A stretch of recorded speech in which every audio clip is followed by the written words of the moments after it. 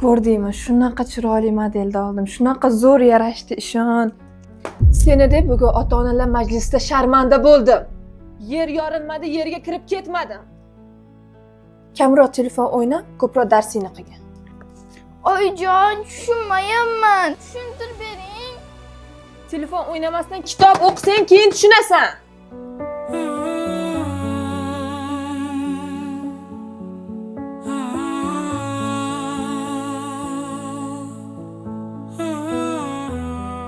Ko'rdingmi? Rosa chiroyli ekan, ha? Assalomu alaykum. Va alaykum assalom. Yaxshi keldingizmi? Tinchlikmi? Tinchlik emasdi, dadasi. Bugun ota-onalar majlisiga borgandim. Qizingiz sharmanda qildi hamma ota-onani oldida meni. O'qituvchisi aytayapti, o'zlashtirish past, hamma o'quvchini oxirgi darajada o'qiydi deb. O'zingiz bir gaplashib qo'ying.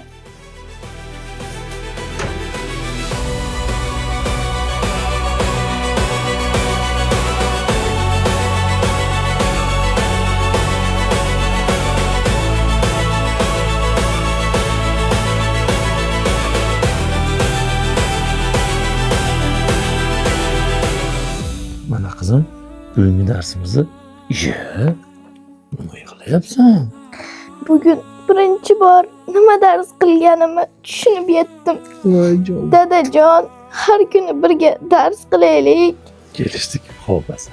Kelishdik.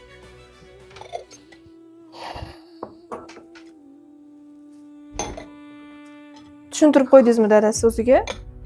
Ha.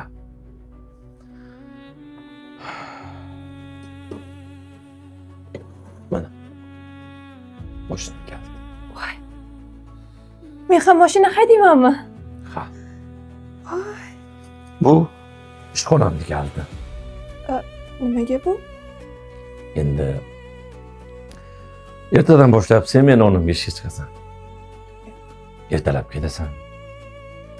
Rahbardan so'kishni eshitasan. Kechgacha o'sha xizmatda yurasan. Uyga kelib damingni olasan.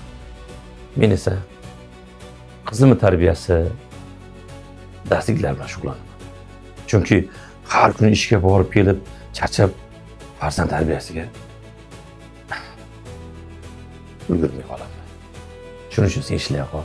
Qizimni ertaga kelajakda turmushga bersan, uni quloq qilib bera olmayman. Uni taqdirini seni dugonalaring gruppasi hal qilib bera olmaydi.